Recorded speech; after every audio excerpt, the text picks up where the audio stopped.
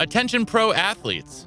Want to secure your financial legacy and thrive off the field? Oakbridge Wealth Management, led by wealth manager Chris Anicetti, is your dedicated financial planning ally. But don't take it from me.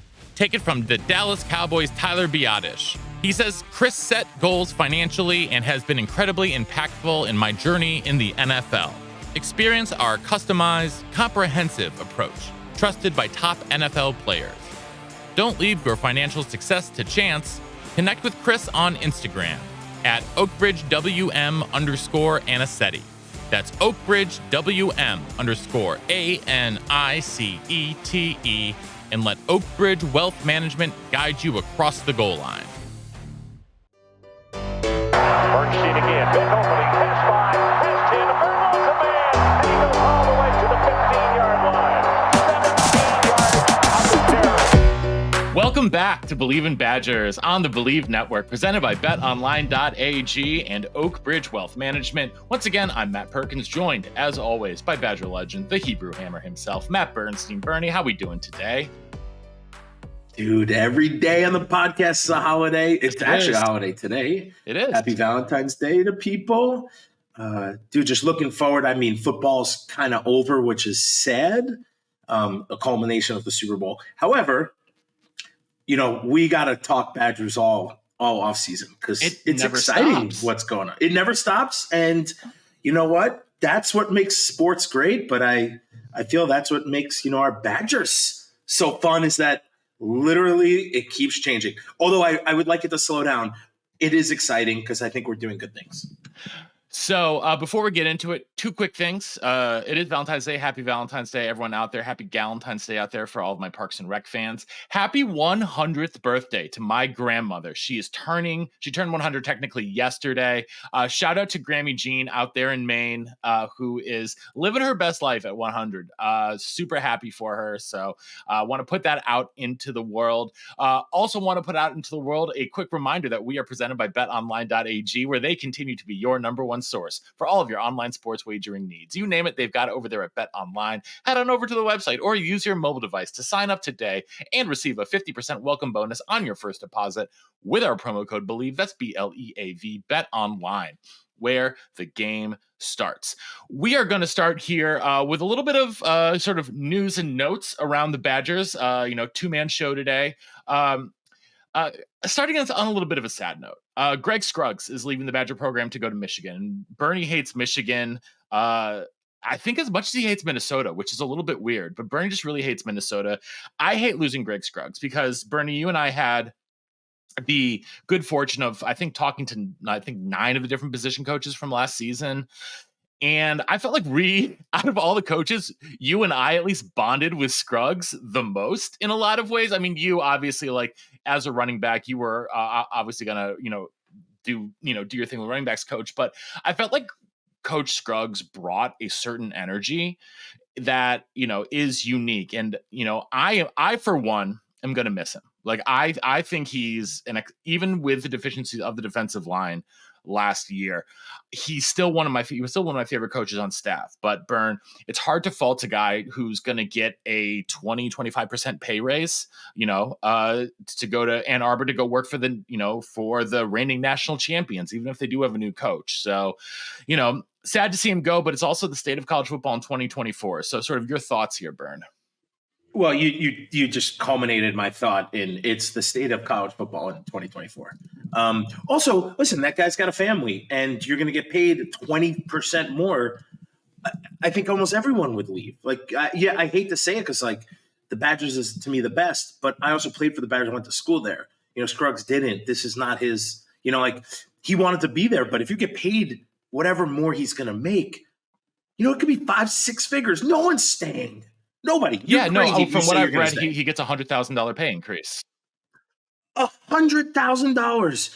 And I'm sure there's bonuses if you go to the playoffs and win the Big Ten championship and all these things. And guess what? Michigan is, sadly, I don't like it, but they are queued up to do it probably next year to go to the playoffs again.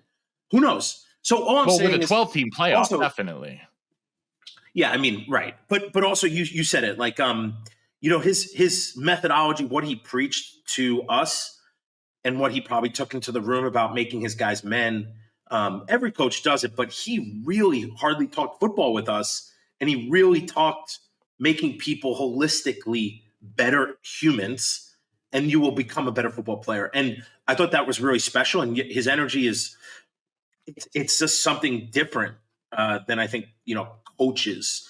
So I think Michigan's real lucky, and I sadly, I don't, I wish him success, just not great success against the Badgers. But in this day and age, and you get paid $100,000 more, dude, I would do anything. I mean, I sadly, I don't think anyone's sticking around for, that puts you in a whole new tax bracket. Like, it's a huge number. And I think I wouldn't go to Michigan because, F Michigan, but I would consider a different place for 100. I might consider Minnesota for $100,000 more. So I'm just throwing that out. I would consider Michigan for $100,000 more, but I wouldn't. I think it would take 7 figures to get me to Minnesota. And I was gonna say, Bernie, you jumped in the icy Hudson River last weekend for less than $100,000. So I know you would do a lot for it. So also, I'm gonna get on my soapbox here for a minute. I saw, more than a dozen Badger fans when they hear this news saying things like, don't let the door hit you in the ass on the way out. And if you said that, shame on you. No. Shame on you for saying, like, I know it's like a fan thing, but like, I that's a bad look for the University of Wisconsin, the people who represent the University of Wisconsin. Like, Listen, I know it's fan behavior. It's fan behavior. For me, it's just like, well, listen, Matt Perkins, I mean, come on, let me play devil's advocate for one second. Please, that's what you're here for. Somebody came in for 1 year. Like, it's not, that's tough. I think it's tough to stomach. Now, I understand it. First off, this is a business. Yes. Right? We're not 40 years ago where people came for 20 years and they stayed there. Mm-hmm. Right? And this is not new. When Barry Alvarez left, Coach B fired a ton of guys, or they were politely not asked to come back. Yep. Right? The change of regime changed, and people were in and out, and people left. And then the same thing with Coach Chris, and the same thing with Fickle. And it's not just Wisconsin; it's everywhere. I believe that people's opinions I understand them. Now, if you have a family and you can get paid $100,000 more, that is like college tuition. Like, if you do 10 years like that, you don't have to pay for. I mean, you paid for college. You made $1 million extra dollars. Like, so I don't. So I hear what the people are saying, but I don't. I can't throw any daggers at Scruggs for leaving. Like, he's doing what's best for him, and that's fine. And the fans are going to be fans. Listen, that's me too. Like, when I hear people going, I'm like, no, why would you do that? But you do it because that's what's best for you. Well, I mean, good for them. Good for them. I understand that's what they want to sort of, show off. And listen, Matt Perkins, I want to throw this back at you, though. Yeah. Is it possible when Fickle says, I just thought of this, so it's not something that came up. Is it possible when Fickle says, we want to build a culture where people stick around and do it? Michigan did that. They had no kids leave the transfer portal. Is it even possible outside of one school? Like, can that culture be built in today's day and age? I think it depends. I mean, I think anything is possible in this day and age. It's just harder, right? Because of the transfer portal, because of NIL opportunities, because of the transient nature now of coaches as well, which is one thing that we have to talk about, right? It's not just coaches. I mean, we've seen coaches moving around schools forever, right? But it's accelerated now, where it used to be maybe, unless your team was terrible and you had a mass firing of people and new regimes coming in, but you might lose 1, maybe 2 assistants in a cycle. Mm-hmm. Now every program's losing 3, 4, 5, either to the NFL, to bigger programs for better pay, whatever. And so we shouldn't be surprised by this. I think there are certain guys who will stick around for a while unless the team gets really bad. But, especially with the younger coaches, like, you can see why they would want to get, keep rising the corporate ladder, right? Everyone wants to do that in their 9 to 5. Bernie, you're trying to rise the corporate ladder. I'm trying to, get higher, we're, in my organization, we're all trying to do that. Right.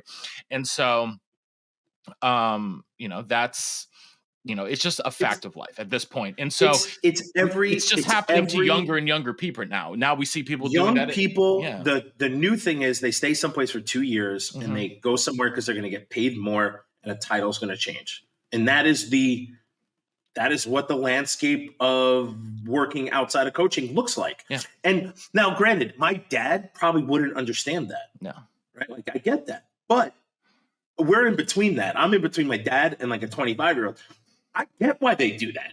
First, you come out of college, you get paid terrible. And then, so we don't have to go into all these things, but I can understand why people want to, listen, you want to climb the corporate ladder. You want to be the offense coordinator one day, maybe. You want to be the D coordinator one day. You want to be a head coach one day. Some people are like, you know what? I'm happy as a clam right now just being an offensive line coach. I'm just throwing that out there. Offensive line coach. Yeah, I'm just happy. I just want to do it. Is one where you guys stick around as offensive line coach. I think of like an Alex Mirabel. Right, but so the question is like, do you hire young, electric, new coaches, or do you maybe go with an old horse who might stick around for 10 years? Listen, I think Coach Bickle is figuring this out, and I think he's hiring guys that are going to be the best for our dudes right now. Yeah. And I think he's doing a good job. Listen, it is the landscape. It is.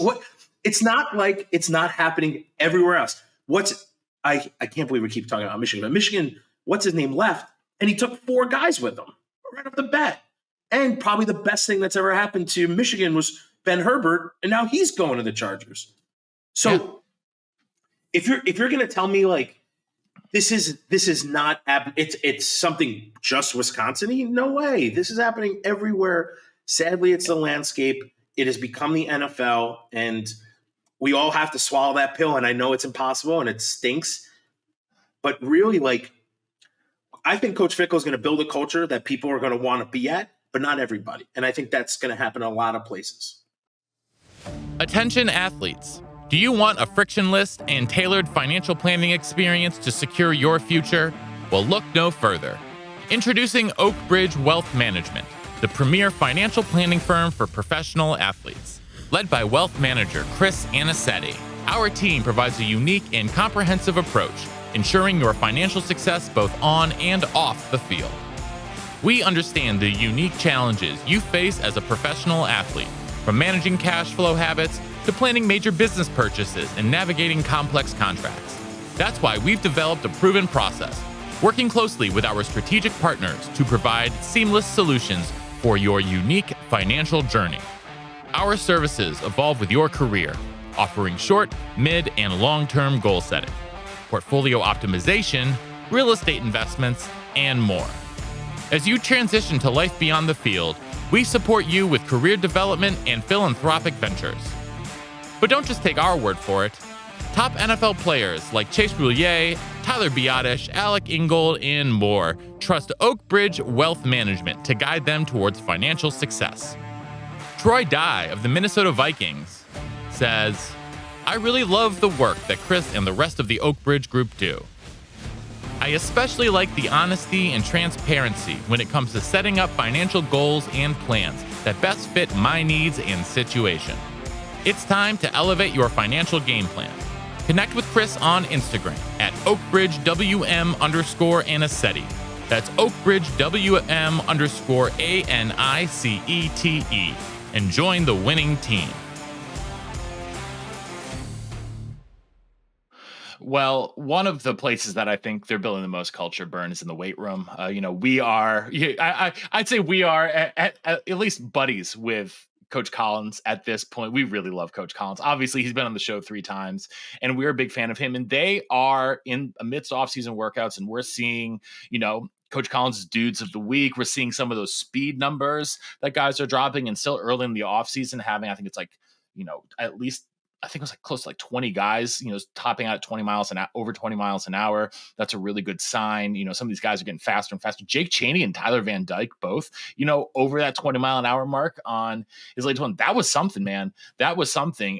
So I want to talk though with you, Burn, about, a lot of this stuff, because we're seeing a lot more social media come out about this. And I know you're big, so I think some of the social media though that we're seeing is, a bit of a point of contention with some of the old heads. Thinking that I'm an old head. They don't. I'm an old head. Yeah, you're an old head. I think we're medium. Yeah, we're medium to old heads at this point. Head. But what do you like? What do you think? Like, what do you think about what Listen, what dude, we're seeing if you out could here? not, Matt Perkins, if you could not take a picture and put it online yet, you are an old head, and I could not do that. I think my first picture is me. If you want to really talk, Carrie Fitzgerald, earmuffs. It's me at the college club, googly eyed, like wasted. And Brandon Williams is in the picture. That's my first picture of Facebook ever. I scrolled all the way back. And that has to be in 2005, I would assume. No, I was over 21. Familiar with mine. Mine is from 2004, for like fall 2004. Having a again, close your ears, but doing things in the towers that were definitely not within the rights of So maybe my resident agreement. So we're right on the cusp. We're right on the cusp. Yes, exactly. We're right there. So my thought is, as an old player, you were behind the scenes grinding. They never talked to you. Like, there was no real press involved. You just said, guys, like when they asked for press releases about dudes, you just said they're working out in the weight room. Like, there wasn't a lot. Tell me if I'm wrong, but there wasn't a lot from like January to spring ball, like out of the media for football. Like, there was nothing. Stuff. There was nothing. So the question is, the world has changed dramatically from that point where you literally were in the weight room grinding. We were doing the same stuff these guys are doing, a little bit different. Like they don't wear shirts, which I actually love. They just have a lot of cool stuff out there. So for me, we were doing this stuff. We're grinding. We were competing against each other. We weren't pulling ropes, but we were doing a lot of things kind of like this. So I love seeing it. I think it's really cool. And as a person, as a player who could potentially play at college, don't you want to see this? Like, you want to see what's going on. You want to see people fired up, energetic, hugging each other. Like, this is all about teamwork.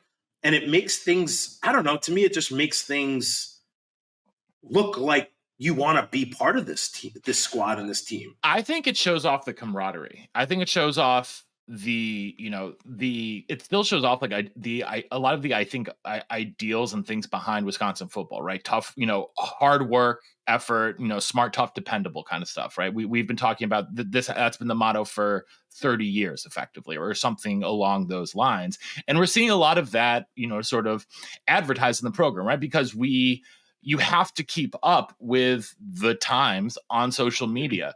Guess what? Every other school is doing something pretty similar to this, but you're also getting from this, you're also seeing like sort of what the technologies are like for if you're looking at a recruit.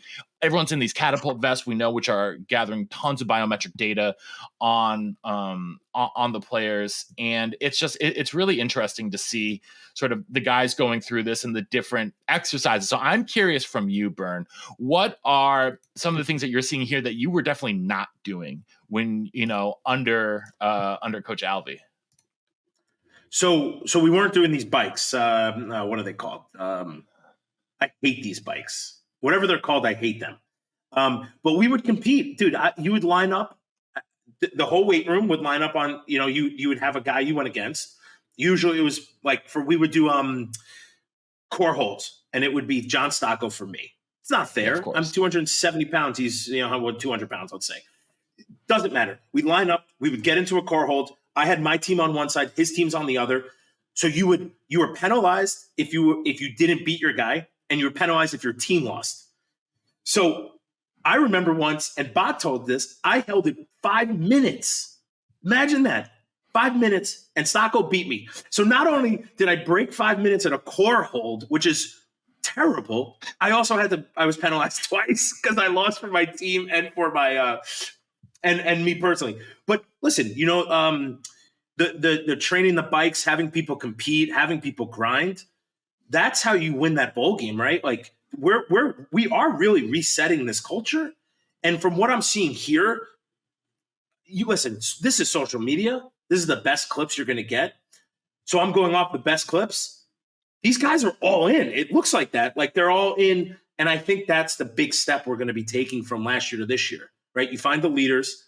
You get to know the dudes as they play football, not in the weight room. You get to know the leaders who played on that field now. And now Brady and company can really, zero in on dudes and what we need to change and what we need to do. But all this competition is the importance of beating teams in the fourth quarter. Now, everyone's probably doing it, but I don't care about everybody. I want to watch what the Badgers are doing. So to watch this and to see this makes me very happy. Listen, we were doing it, man. We were doing it all. It's just it's you can now look on your phone and see dudes doing it. For me, there's a couple things that I take away from it. I'm probably reading too much into it. But as someone with a filmmaking and media background, there's always extra meaning on who the camera is looking at. Why are we looking at this person? Why are we seeing this person? Who do we see a lot of here? Hunter Wohler, Jake Chaney, Will Pauling, right? These veteran established guys leading off the field right. Hunter Wohler is clearly like, I freaking hate this term, but that dude's the freaking alpha on this team. Like that dude is, I love to see the leadership. And now how much of that is, I know the camera's on me and there's a performance. I don't think in his case it's anything at all.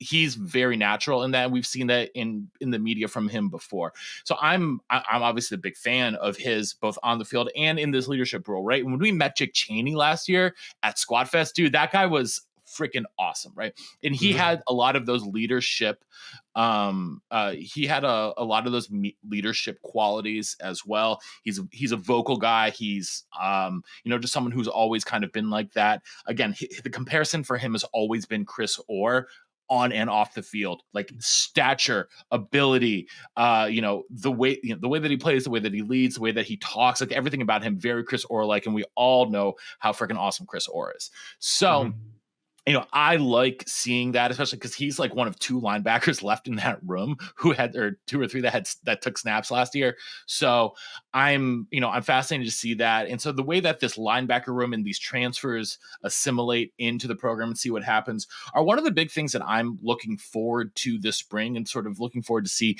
how that all shakes out, especially in terms of depth chart on the line, at the linebacker position and at the defensive line position. Bern, what are some of the things that you are looking forward to the spring, or questions that you want to see answered? Well, I think one of the most important things that happened last year was Hunter Wohler calling out pretty much the entire team. So I think that shows to us, to fans, to everyone, the team was, so maybe guys weren't bought in, maybe guys were on the line, they were trying to figure it out, maybe guys were bought in, but they couldn't figure it out. It just seems like there was a lot of maybe trepidation. I don't know if that's the right word, but like, so what do I want to see come out of that? I want to see come out of that with a team that is bought in and says, listen, I'm going to grind. And it looks like from the social media, I'm going to grind and I want to be the best player I can be for this team. And we have now a year plus, right? It'll almost be 2 years. It'll be a year and a half when we get into the season. And I think it was you're talking still probably jarring, right? To wake up one day and you have X coach, and then the next week it's Y coach and all new staff. I mean, that stuff is not normal. You came to school for these guys. And then, so I think that was a big obstacle. And then you jumped right in, and you didn't, like, I would say people would probably be wary of that, right? Like, you really gotta have your head on straight to be able to get through that. And that, to me, last season, 2 seasons ago, you got to get through that, man. That was brutal to get through. And then a lot changed. So I think what I want to see is, I want guys to be focusing on football. I think all this other background noise is past us, right? And I want to see a spring team. I want to see the offense better. I want to see guys getting reps, and I want to look at that game and be like, all right, we're ready to play Michigan, coming up. Not saying we have to be fine-tuned, but I think last spring game and this spring game will be a big difference. Remember, that spring game wasn't anything to write home about. And that's it. And I want to take all that momentum and go into, the summer, grind again, and then get right back into, like the season. That this season is a big one for us. A lot of big teams. It's huge. This season is huge. Huge. It's huge for a number of reasons. Now, I think we still have to give Coach Fickell a couple years to get everything in line. But to me, a lot is in line already, and he's done a lot of great things. And bringing in new coaches, all of these things to me are important.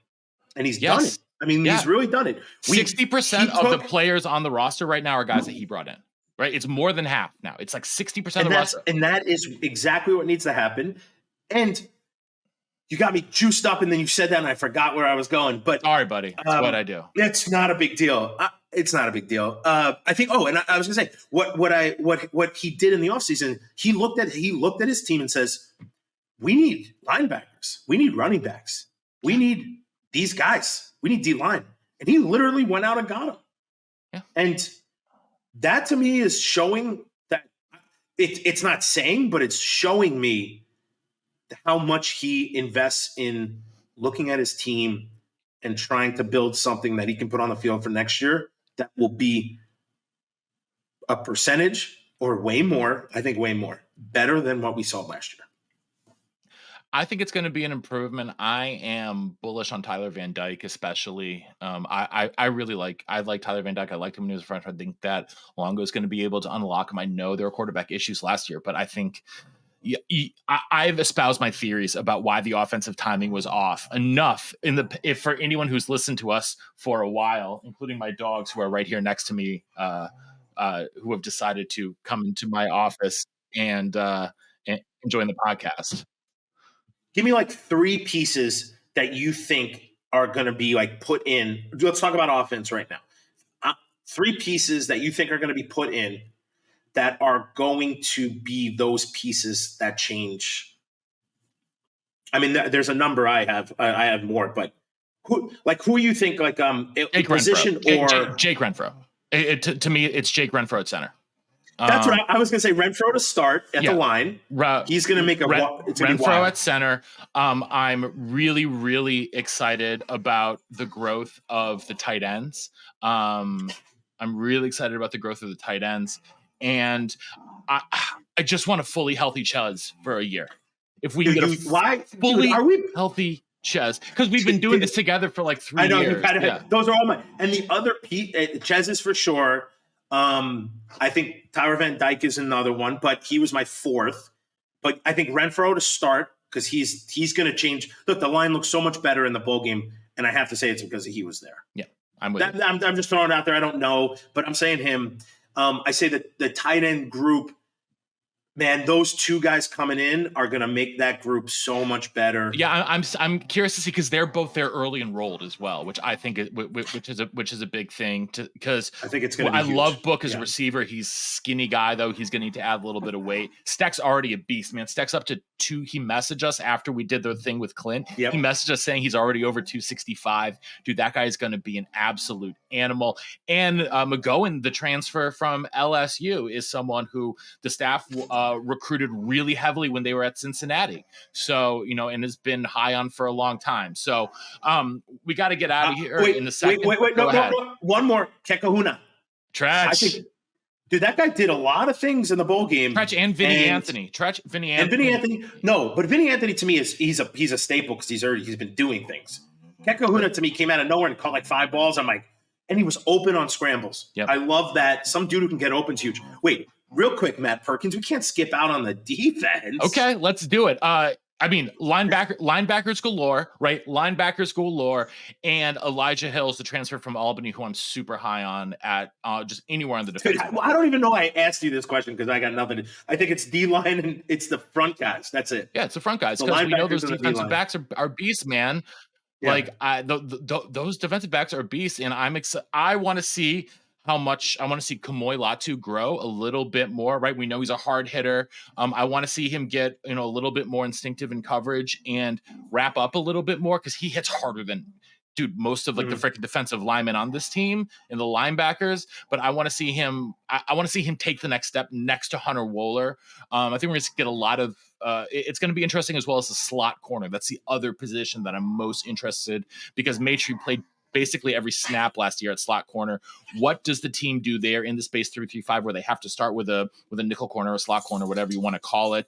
They've got the transfer from Toledo, Delancey, who looks to be in line with that. But, we saw Austin Brown play there, who's a safety, but we saw him play there in the bowl game. I'm excited to see what happens there. Owen Arnett as well, was listed in the 2 deep all of last year. He is a freaking grinder. Love that kid. So I'm excited to see what happens at. Do you think the offense or the defense? Who recruited better, offense or defense? Defense. But it's close.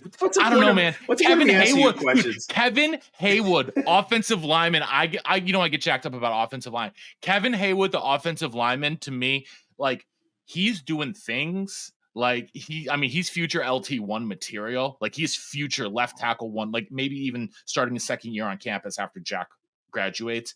Like this kid might be too good to keep off the field. Like he is so like more linemen I we see could him get, maybe the playing better. some jumbo tight end as a freshman, a la Dave Edwards on the Bills this year. Just someone who's a freak athlete, and you just can't keep him off the field with the athleticism. That's the other thing I'm excited about. So, I mean, recruiting though, I think what tips it to me was getting Ernest Willer at the last minute, the defensive end out of Maryland, who could be, and Emilio Ogard. Like those two kids are potential top 100 kids in the country. At their so excited, Bernie, so jacked up.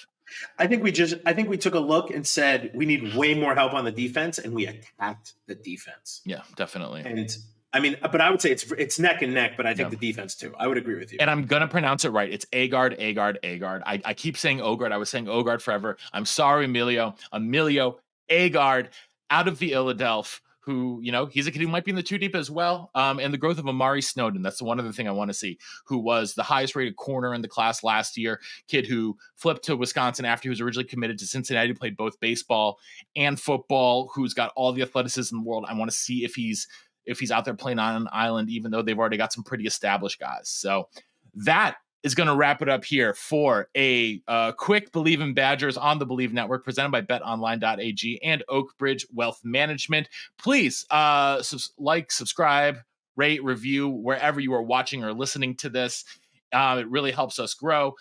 Make sure you're following us on socials, Twitter, Instagram at Believe in Badgers. Hey, even on TikTok now. We're on TikTok at Believe in Badgers too. So we appreciate y'all tuning in. And until next time, on Wisconsin.